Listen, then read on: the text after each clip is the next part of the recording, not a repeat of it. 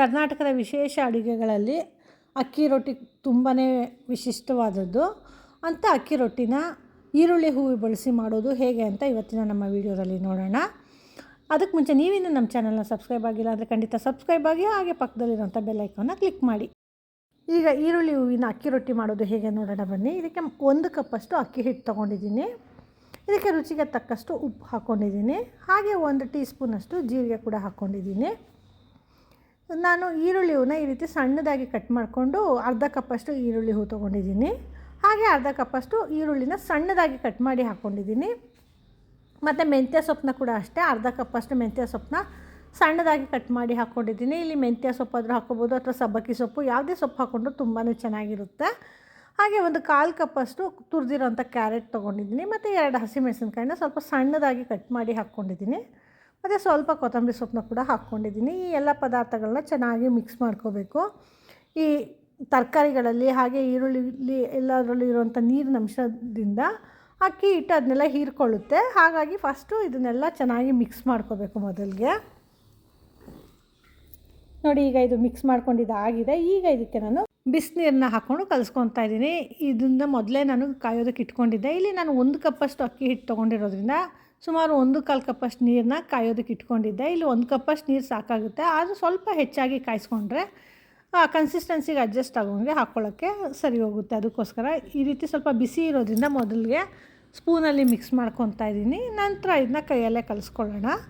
ಸಾಮಾನ್ಯ ಈ ಅಕ್ಕಿ ರೊಟ್ಟಿ ಹಾಗೆ ರಾಗಿ ರೊಟ್ಟಿ ಅಂದ್ರಂತೂ ಎಲ್ಲರಿಗೂ ತುಂಬಾ ಇಷ್ಟ ಆಗುತ್ತೆ. ಹಾಗೆ ಪ್ರತಿನಿತ್ಯ ಮಾಡ್ತಾನೆ ಇರ್ತಾರೆ. ನಮ್ಮ ಮನೆಯಲ್ಲೂ ಕೂಡ ಅಷ್ಟೇ ಈ ಅಕ್ಕಿ ರೊಟ್ಟಿ ತುಂಬಾ ಇಷ್ಟ ಆಗುತ್ತೆ. ನೋಡಿ, ಈಗ ಇದು ಕಲಿಸ್ಕೊಂಡಿದ್ದಾಗಿದೆ. ಈಗ ಇದಕ್ಕೆ 2 ಸ್ಪೂನಷ್ಟು ಎಣ್ಣೆ ಹಾಕ್ಕೊಂಡಿದ್ದೀನಿ. ನಮಗೆ ರೊಟ್ಟಿ ತಟ್ಟೋದಕ್ಕೆ ಕನ್ಸಿಸ್ಟೆನ್ಸಿ ಯಾವ ಕನ್ಸಿಸ್ಟೆನ್ಸಿಲಿ ಬೇಕೋ ಆ ಕನ್ಸಿಸ್ಟೆನ್ಸಿಲಿ ಕಲಿಸ್ಕೊಂಡ್ರೆ ಸಾಕಾಗುತ್ತೆ. ನೋಡಿ, ಕನ್ಸಿಸ್ಟೆನ್ಸಿ ಕರೆಕ್ಟಾಗಿದೆ, ನೋಡ್ತಾ ಇರ್ಬೋದು ನೀವು.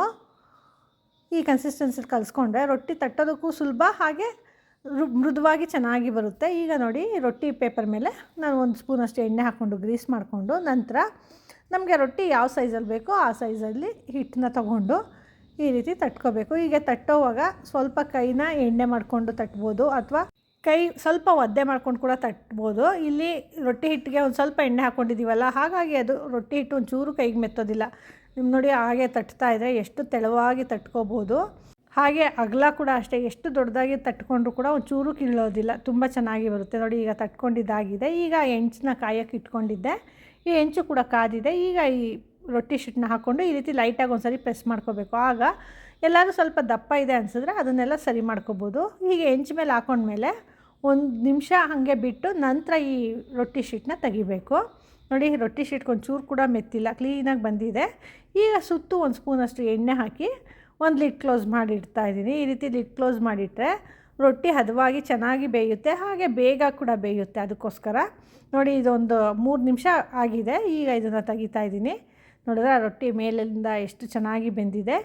ಈಗ ದೋಸೆ ಎಲೆಯಲ್ಲಿ ಈ ರೀತಿ ಸುತ್ತು ಬಿಡಿಸ್ಕೊಂಡು ತಿರುವು ಹಾಕ್ಕೋಬೇಕು. ನೋಡಿ, ಎಷ್ಟು ಹದವಾಗಿ ಕರೆಕ್ಟಾಗಿ ಬೆಂದಿದೆ.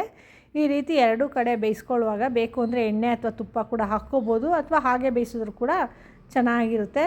ರುಚಿಕರವಾದಂಥ ಈರುಳ್ಳಿ ಹೂವಿನ ಅಕ್ಕಿ ರೊಟ್ಟಿ ಸಿದ್ಧ ಆಗಿದೆ. ನೋಡಿ, ಇಲ್ಲಿ ರೊಟ್ಟಿ ಎಷ್ಟು ಚೆನ್ನಾಗಿ ಆ ಈರುಳ್ಳಿ ಹೂವೆಲ್ಲ ಎಷ್ಟು ಚೆನ್ನಾಗಿ ಕಾಣಿಸ್ತಿದೆ ರೌಂಡ್ಗೆ. ತಿನ್ನೋದಕ್ಕೂ ಅಷ್ಟೇ ಕ್ರಿಸ್ಪಿಯಾಗಿ ತುಂಬಾ ಚೆನ್ನಾಗಿರುತ್ತೆ. ಈ ರೆಸಿಪಿ ನಿಮಗೆ ಇಷ್ಟ ಆಯಿತಾ? ಹಾಗಿದ್ರೆ ನೀವು ಖಂಡಿತ ಟ್ರೈ ಮಾಡಿ, ಹೇಗೆ ಬಂತು ಅಂತ ನಮಗೆ ಫೀಡ್ಬ್ಯಾಕ್ ಕೊಡಿ. ಹಾಗೆ ಇನ್ನೂ ಹೆಚ್ಚು ವೀಡಿಯೋಸ್ಗಳಿಗಾಗಿ ನಮ್ಮ ಪೂಯಾಸ್ ಕಿಚನ್ನ ಲೈಕ್ ಮಾಡಿ, ಶೇರ್ ಮಾಡಿ, ಹಾಗೆ ಸಬ್ಸ್ಕ್ರೈಬ್ ಮಾಡಿ. ಧನ್ಯವಾದಗಳು.